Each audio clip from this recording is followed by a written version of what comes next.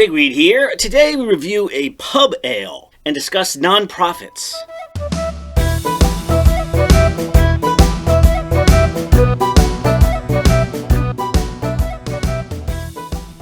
Okay, all right. Hey, all right. Good to see you. How's it going? I'm all right, sure. evening, So, good evening. how about some beer and conversation? Great idea. What are we drinking? So, I ordered, it's just called pub ale. Okay. Yeah, I guess we'll find out what that is. So, what's on your mind? Do you like greed? Not particularly, no. Me neither. Yeah. So, that's why I like nonprofits, because you don't care about the bottom line. You just care about people. You make money, you don't make money, whatever. You're just there to do good. Just there to do good. Yes. Yeah. And that's why people who run nonprofits have like $500,000 a year salaries and stuff like that. Well, they must be doing really good.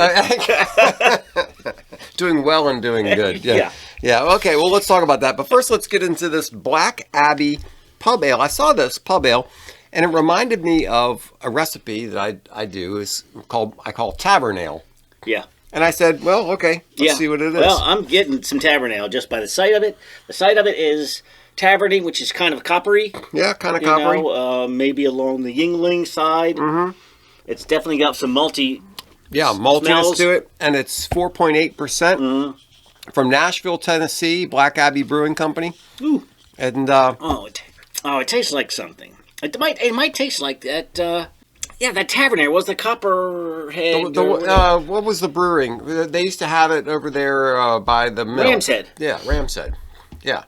What's the Fordham? What's the brewery that was over there? Yeah. And they had this tavern ale. It's similar to that. Yes. I like it. Coppery, malty. Yeah. Under 5%. Kind of what you'd expect for just being the house ale, you know? Yeah. Yeah. Very good. All right, Black Abbey, good job. Send us some more. I'm not sure why these goofy lions are over here, but it looks kind of cool.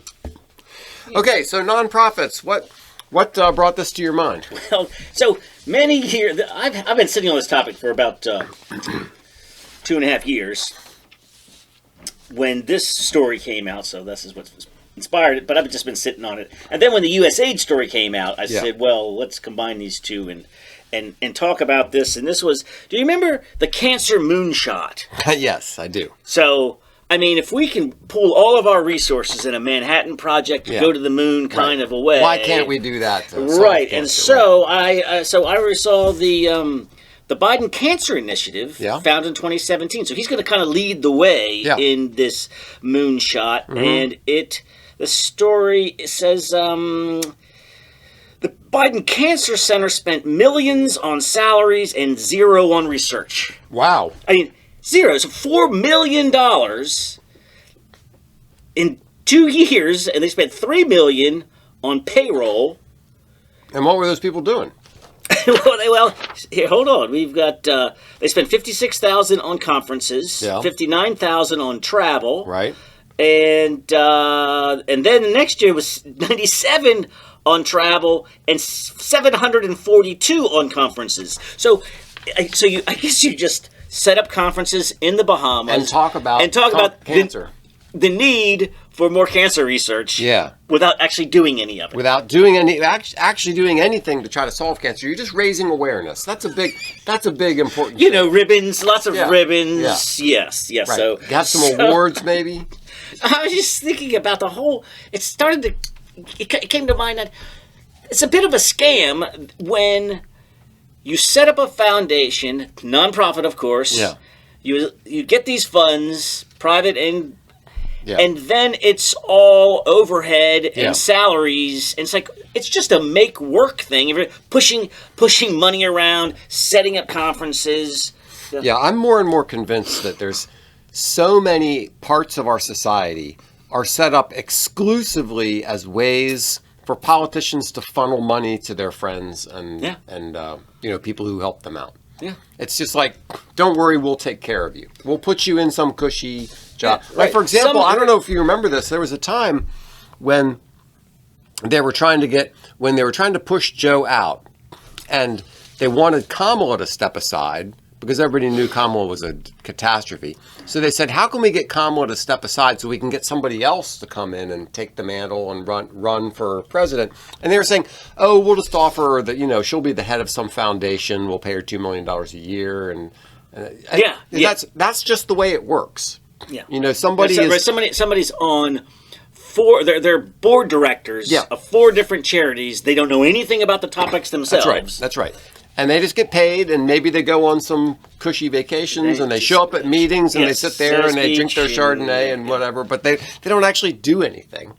It's just a way to make some money. Because in principle, I love a charity and nonprofit, right? I mean, private money going to help people is better than creating a government agency or program every time there's a need, right? Yeah. It's like, no.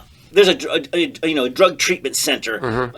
How can we just have some private people? Because the government runs it, it's going to be a disaster. Yeah. So the Methodist Church is going to run it. The Salvation Army is going to do a way better job. Yes. Right. So, in principle, and we don't want to tar all nonprofits. I'm sure there are a lot of them that are doing good work. Yes. We'll get into the rating system and all of that. But there's just so many that are so bad. I remember vaguely, see if you remember this, that Obama was, in terms of your charitable write-offs, he didn't really like that. Because it just seemed better to him that if you gave the government the money, then the government would just fix the problems rather than private citizens trying to, they don't know what they're doing, right? I mean, not the way that bureaucrats do. Yeah. So because they know everything. So I was like, no. More money in the hands of people. They will do good things with that money and give them to proper foundations, and there are plenty of them who are doing good. But not always. No. And I have a whole sheet full of examples of fraud and abuse in nonprofits and NGOs. Okay, well let's cover an NGO is a non-governmental organization. Now, right? Yeah. But if an NGO can't exist without government funds, is it really an NGO? Right. Yes. Yeah, so I think a lot of times NGOs are established specifically to do things that it would be illegal for the government to do. Exactly. It's like we want to fund this thing, but we'd have to run this by Congress. Right. So we'll let. It's like the government's spent $50 billion on illegal aliens. No, we didn't. We gave it to Catholic charities, and they did it. Right? Yes, exactly. Or let's say we want to promote a certain kind of speech in a certain place. Well, the government can't be involved in that, but this NGO can. So we're going to give money. But it's run with government money. Right, yeah.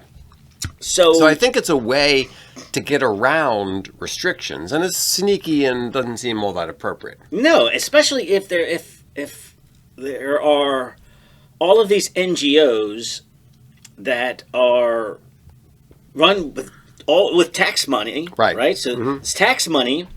And they're all funding primarily left-wing causes. Well, now you've got a Republican government funding things to oppose them. Yes. And until now, Republicans have been too stupid to see that, and they just went ahead and continued funding these things. Which is like, what are you doing? I mean, I can't remember back much further than Ronald Reagan. And from Ronald Reagan to Joe Biden, everyone talks about waste, abuse, and fraud. We really got to take care of it because they say, "All right, what are you going to do about the budget?" Where they're like, "We're going to cut waste, fraud, and abuse." Exactly. So you're going to raise taxes? Not very much. No, we'll just cover it by cutting the abuse. Are you going to cut the entitlements? No, we're not going to do that. But there's a lot of waste, fraud, and abuse out there, and that's what we're going after. And everybody believes there's tons of waste. But the bottom.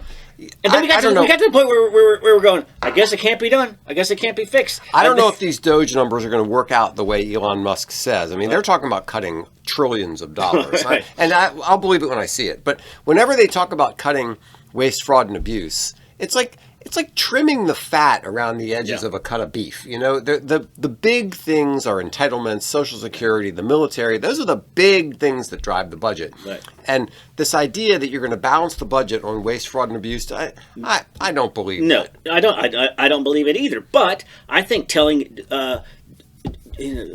Johnny taxpayer that this this $800 billion is only 1% of the national. So why worry about it? Yeah.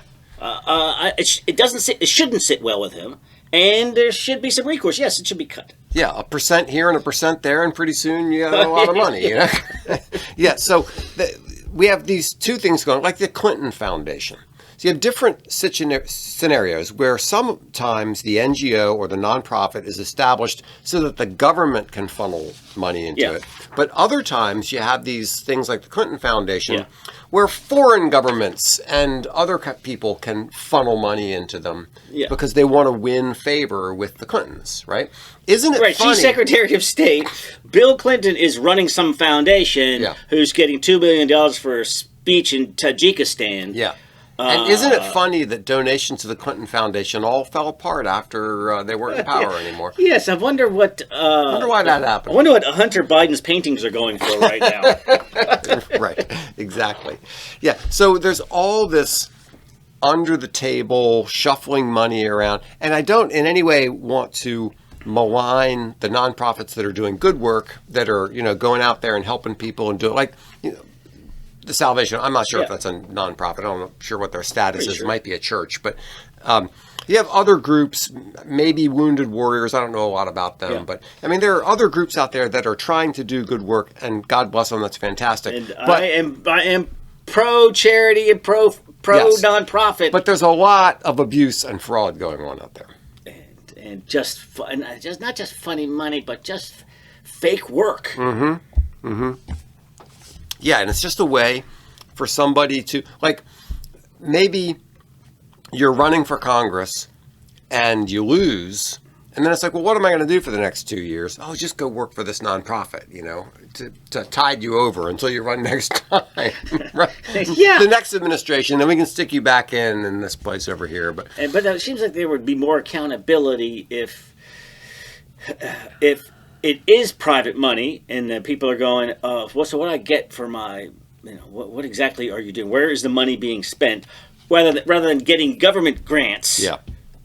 Yeah. And then that money just goes wherever you want. Yes, and the people in Haiti are still going, remember that? Remember the Haitian fund? What happened with all that money? We had all this money for Haiti. That's one of the ones on my list here, there was this Haiti fund where a huge amount of money. It's like after a hurricane? USAID's mismanagement in Haiti. USAID allocated approximately $4.4 billion in aid. Less than $50 million was directed to Haitian organizations, with a significant portion funneled to firms near Washington, D.C. Oh, gosh. So, I heard that's what paid for Chelsea's wedding. So I wouldn't be surprised. I'm not surprised, yeah. So a lot of these agencies where they're supposedly, or not, agencies, nonprofits, NGOs, whatever, they're supposed to be doing X, and a teeny portion of the money is actually going towards that thing.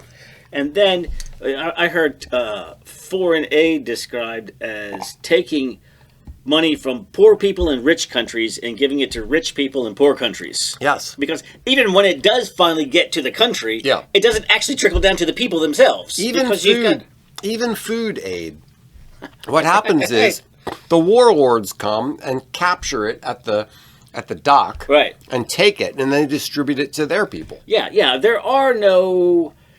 They're all, I guess maybe, not even the Irish potato famine was entirely natural. It's everything is man-made, and when you try to bring it, help people out, like you said, if the famine is caused by war, you got to go through these warlords to get to, and that just becomes a weapon for them.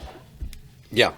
Yeah, I mean, the potato famine was actually, there was a bug. There was a spore that killed them off, but it was the English policy that prevented alleviating the problem. Yes. So even the most excusable situation was a sport that kills them was actually exacerbated by people. Yes. So, and that's what happens. I mean, most of the starvation and trouble in the world is not so much from it's not because of a lack of resources. It's because of oppression by the governments. It's like, we could easily feed all the starving people. We've got the grain. We can send them the food. It's just you send it there, and it doesn't actually get to the people who need it. But if you're a sketchy nonprofit, you can make a commercial showing you giving a warm meal to somebody, and you have a bunch of meetings in a nice Caribbean island where and you call in a bunch of fancy people, and you have a big party, and you give out some awards, and you have some nice speeches, and you did a lot of stuff to promote your thing. So hold on, the reason that this topic has been sitting for so long, or the reason that I decided to do it now, was because of the USAID thing. Yeah. So Doge is just plain tore the sign off the door, and said, "We're not trimming the fat here. We're just not getting rid of it. This thing this thing was created by JFK in 1961." Mm-hmm. And the idea was we're going to separate out the military and non-military assistance on how and then revamp the U.S. Distribution of aid. Right. Well, that's pretty good idea. Yeah. Which we're going to try to quote, try to prevent the collapse of existing political and social structures, which would inevitably invite the advance of totalitarianism. And as we said in another episode a little while ago, you can't just go around killing people all the time. There are times when you want to project power in a different way, soft power. You want to be able to support things. You want to be able to help things. So, absolutely, a reasonable idea to have some kind of a function like that in the government. Yes, and I mean the whole thing. Reading the whole thing just sounds so good. Decades later, officials started to question the effectiveness and accountability as an independent agency. Yeah, well, the problem is they're spending all this money and nobody's paying any attention. Yes, and this goes back. I've got this story from 1995. Okay. You keep that in your filing cabinet over here. This is the heritage. This is abolish the wasteful agency for international development, and then it just argues that it's failed miserably in its core mission to promote economic development overseas spots and instead become a cesspool of waste, corruption, and more waste. This is that was from 1995. Okay. So it's been on the radar as a complete failure. Do you remember Chris Core, WMAL Chris Core? No. Okay, he was a commentator on WMAL a long time ago. Well, I remember one time driving home and I'm listening to Chris Core, and he pulls out this article and he says here is a commission got together and said these are the roads that need to be built in the DC area to deal with the congestion, right? And he listed like 10 different road projects, none of which had been built. And then he said, when this report came out? God. Right. 25 years previously. So here we have this story from 1995 saying that it was a cesspool back then. Yes. Here we are in 2025, and nobody's done anything. Nobody's changed anything. Nobody's audited them. Nobody's checked. We've just been spending all this money. We don't know where the money's going. Right. They don't account for it. It's just we've just been spending this money, and nobody pays any attention. Right. And I think it's because everybody realizes this is a way that you give your friends jobs. This is a way that you shovel money off in secret ways to under the table, doing deals, all kinds of crazy stuff. Who knows, right? Or you give it to some shady organization, right? In the Haiti Home Building Association, and 20% goes back to Chelsea's wedding. Yeah, exactly. Mm-hmm. They're like, all right, we're going to funnel this to you. You do whatever the heck you want with it, but 10% to the big guy. Yeah, exactly. I mean, could you imagine you're some big hotshot politician, and you go to somebody in Haiti who desperately needs a bunch of money to do something. Look, okay, we're going to give you a bunch of money, You can do whatever you want, as long kickback. as some of it goes back to this group of people that I want it to go back to. And there will be no accountability for what you do with the money. Exactly. So if you want to build the homes that you say you're going to build, Yeah, go great. ahead. Or if you don't do it, nobody's going to say anything. Because we don't have any system in place to see if the money was properly used. To check if you actually built the homes for the people you said you were going to build. Right. You would think that for everything to be like, this is the money for this thing, and the measure of whether or not the thing was completed is 1, 2, 3, 4. Yeah. And 6 months from now, we're going to check and see if the one. Yeah. It never works. In California, they spent $29 billion on homelessness.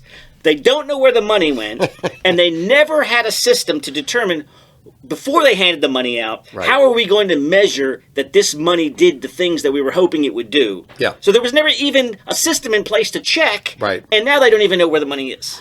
But guess what they do know? I shorted the government $75 in my taxes 2 years ago, and I'm still hearing about it. And boy, they were on that. Wow. There was accountability there. If Brent Burgess, if some guy doesn't know where he's tried to stiff the government for $75, right? But $29 billion, right? Yeah. And you're spending it on homelessness. What does that mean?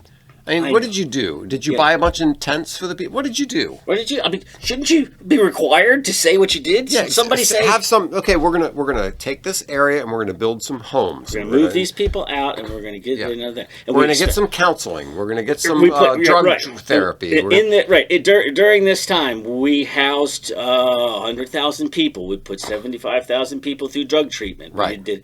You don't have any of these numbers? Right. We did dentistry. We did whatever the heck they needed to do. But no, there's none of that. It's just we spent it on homelessness. Oh, I feel so good. Oh gosh. Yeah. Okay. It didn't work. Okay. We need $30 billion then. So here's one: a $250 million fraud scheme during the COVID-19 pandemic in feeding our future. They claim to be serving millions of meals to underserved children, but they didn't. It was just siphon the money off someplace else.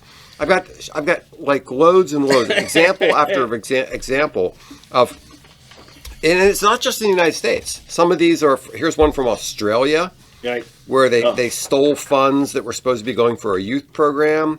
Here's one, this is in the United States, in New Orleans, diverted $1.4 million to an orchestra that this one guy was in charge of that paid for things like diamond rings and a gold-plated trumpet and other kinds of goofy stuff. I mean, it's the fraud and abuse in these nonprofits, in these organizations, is just amazing. Which is why isn't there supposed to be a group that checks this stuff? Isn't there I think there's some organization that checks how much of the money that you send to this charity goes towards administration versus actually goes towards. Well, yeah, I mean, there's Charity Navigator, and I mean So I just think that people are just giving money without knowing. So I mean, that's one thing. Do your homework, because the numbers are out there. Yes. And I have a few. This one here was just about overhead. So this is like the 25 worst, but I only have a couple here. Number 25. 82% of the money went to overhead. Wow. So when looking around, under 30 is okay, as long as 70% goes towards the actual thing that you're trying to do. Okay. And then out of these 25 end up with the last couple. This Cancer Research Institute, which is in Maryland, is 96.4% overhead, but the kicker, 91% fundraising. So wow. So you take $1 million. Yeah. And you spend most of it to get more money. $900 million. And it all goes towards overhead asking to pay your for more money. To pay your executives. Yeah. So they can have nice vacations. Yeah. Yeah, all of these are over 80%. And that doesn't seem good. Again, it just seems like even if everybody's actually doing stuff and you're not siphoning money and buying houses, and let's just say it's a low level, it's a couple $100,000 or whatever. Right. But you're saying once you get past the rent and the salaries and the office supplies and whatever, What's left? There's That's right. And you only got $20,000 left to do the thing. Well, you're not doing a thing. You're not doing anything. You're just pushing paper around. Yeah, and paying the big wigs who are the executives in the organization. The founders. Those are the ones who are going to the governor's ball and being honored for their charitable work, while on the bottom end nobody's receiving anything. Right.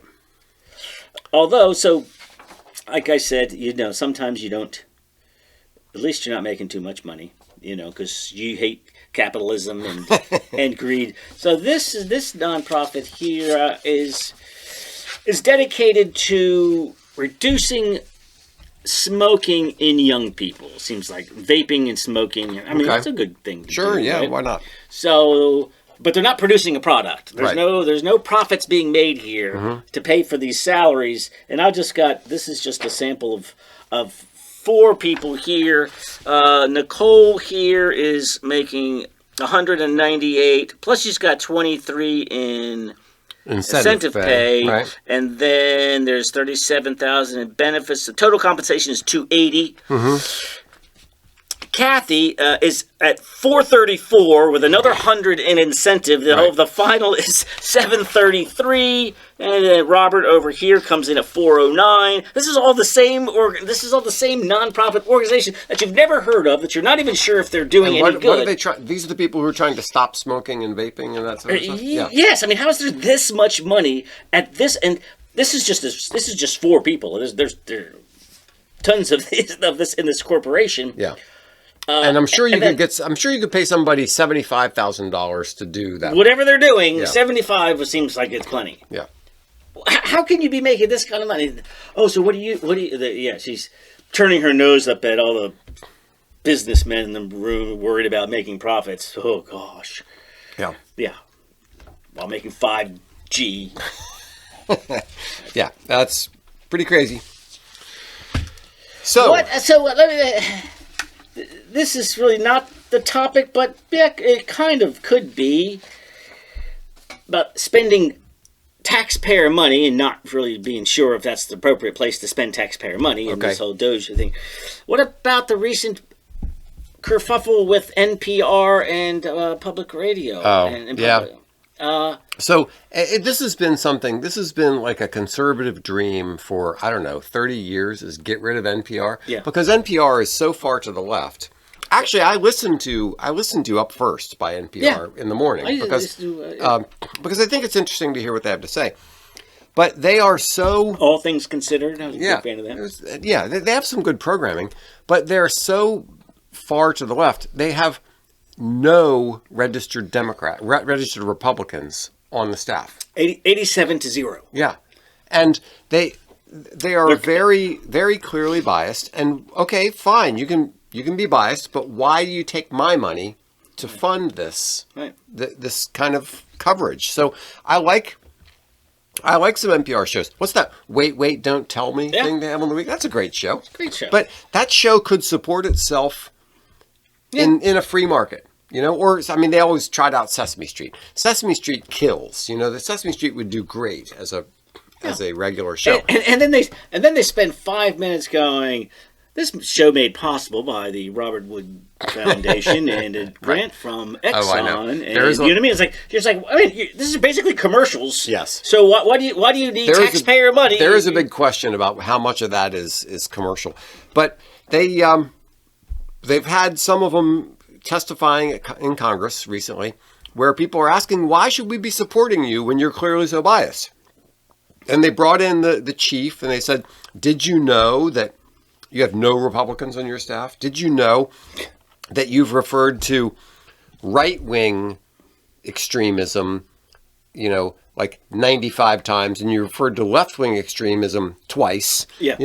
Those clear. Yes, I mean the bias is very, very obvious. Yeah, exactly. It's not 65-35. No. I mean, it's 92-8, and either you need to just stick to the arts, and you show ballet and piano concerts, or Prairie Home Companion. I mean, those are great shows. And just drop the pretense at impartial news. Yes.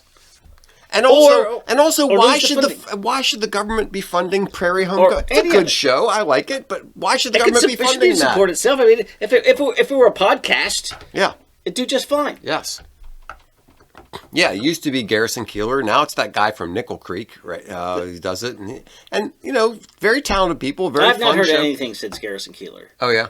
Is there? Still I've heard it once or twice. Yeah, but there's some good shows in public broadcasting. Yeah. But so fine, do your good show and work in the private sector and make your money. But the thing is, so. Watched this program, the WETA, and it was a half-hour program, and it featured a local woman who's a opera singer and a classical pianist, both of them local. Yeah, and it was very interesting. And I thought, should this show have to survive on its own? Well, you know what? Mostly upper class wealthy people watching this. Yeah. If they don't want to chip in to see this kind of show, then why should we be taking? Or the other side is, look, it provides cultural stuff that you're not going to get in the competitive garbage world. Yeah. And we should fund that for the public good of providing culture to people. Okay. If they were getting the symphony to go play in schools where kids are only listening to rap music and don't know anything about the symphony, okay, I think that would be a good thing. Yeah. If they're trying to get kids to understand, actual cultural stuff, if they're doing Shakespeare plays, okay, fine. That might be a reasonable thing to be using public money for. But what they're doing with the ridiculously biased coverage, no, that's sorry. Political bias is a problem. All right, so I mean, what would do you think that something like being dragged publicly in front of the senators and give them a little spanking, get them to change their ways? Of course not. Of course not. No, they're just going to say what they have to say to get through the hearing, and then they're not going to change their ways. It's back to business. Right. All right. Anything else you want to say about that? Because I do have a letter that I wanted to go through. Okay. Yeah. No, I just want to say, BLM burned through $90 million in 2 years on the backs of families who never reimbursed themselves. Did they help anybody? It wasn't that bad. Like I said, the 30% threshold. Yeah, they're way over that. So out of the 90 million, it does look like that 30 million did go to something, but $2 million went to houses and went to just one board member in her consulting firm. Right. One to Patrice Culler, she's the main one. She goes, her brother's security firm got 1.6 million. Right. Another. Okay, this is a good one here. Because you would have to, in some cases, you have to actually produce something, right, for the money. But you could say a consulting firm got $600,000, right? A former board member, got $600,000, and it was all just a shakedown. They would go out to corporations and say, "Don't you support Black Lives Matter?" And they'd force them to give them money, or they would call them racist if they didn't. Yeah, and then it was just a big shakedown. But they did it on the cases on the George Floyd and the whatever was the one in Missouri, the fake hands up, don't shoot Brown thing, right? Yeah. And neither of those families saw a dime. Right. And that's where all the fundraising was done on the backs of. Right. So more grifting. Yeah, it's just a lot of grifting. I just say, yes, please support charities. Be charitable. Yes. But let's pay attention. Make sure that they're actually spending on what you think they're spending on. Yes, and as far as the NGOs should be non-governmental, which means non-taxpayer funded. They should just be plain old nonprofits. Yes. Now, and not be taking government money. Bill Kelly said, you know what? Most of these, they said U.S. aid. Some of the people have argued that it's just a CIA front to undermine other countries. Yeah. That the U.S. aid money overthrew the Ukraine and put in Zelensky. Yeah, some of the money is just CIA stuff, I'm sure. And so Bukele was saying, you know what? It's not really worth the money because the strings that are attached to U.S. foreign aid, they own you. Yeah. Well, of course. I mean, that's That's how you do it. All right, so I got a letter from Feminist Sally. Yeah, boy. She was spending some time on LinkedIn. Okay. And she found all these sexist groups on LinkedIn, and she wanted to send them into us and see what we have to say about them. So here's these groups that she saw: Men We Admire, Men in Energy, the top 50 male leaders of Jacksonville for 2025, Men in Data, the Male Lead, Men of the Year, A Day with Male Leaders, Men in Clean Tech and Sustainability, Male Innovators in Digital and Design, Male Founders Rise. You getting a pattern here? Yeah, so much patriarchy. Yeah, Men of company name, the Male Quotient, Men Rise for All, turning hope into action, Men in Technology. So it's well, it's normal. I mean, that's what I would expect. Everything's focused around men, and whatever you can do to benefit men. Yeah. It's pretty awful. I mean, that there would be such groups. Yeah, except actually it turns out that it wasn't that. Oh, whoa. Yeah, it's actually not men, it's women we admire. Women in energy. Of course. The top 50 There's no way that any of those previous groups would ever exist. It would never exist. You'd be run out of town. It is impossible. But anyway, I thought it would be interesting to talk about this sort of general concept of, okay, so you have some industry. Okay, let me go back to my youth. When I was a kid, and you were in band, if you were a flute player, you were a girl. If you were a clarinet player, you were probably a girl. Right. You know, if you were a trumpet player, you were a guy. Trumpet and trombone, that's guy territory. Tuba. Tuba, you never know, although I dated a tuba player. Okay. Saxophone might be male or female. All right. But generally speaking, there was some pretty clear sex-based roles in the band, okay? So, let's say you have a woman. There's no reason in the world why a woman can't be a good trumpet player. Okay, right? There's no reason. So let's say you have some women who are trying to break into the trumpet space, and they want to trumpet sphere. They want to kind of band together and say, women trumpeters, right? So okay, I get that. They want to support each other and make it seem normal for there to be women trumpet players. Okay, all right, I get it. That's fine. So the concept of having, promoting women in an area where they're breaking into something that is not, but do we see it the other way around? Do we see men in nursing? Right. Men in fashion. Right. Actually, do we see that at all? But anyway, so a lot of these things, I looked at this and I said, do we really need this anymore? Right now, women in education, there's more women than men in college. Yeah. There's more women than men in medicine. Right. So what's the point of all this? So you had Maryland Real Estate Agent of the Year. And then they said, no, we need Maryland female. Yes. Right? You had to create. So then, all right, so you fight and you scratch and you scrape out your women's spaces. Yeah. And then what happens? Trans come in. and all the best women are men. Good job, ladies. That's the other side of this.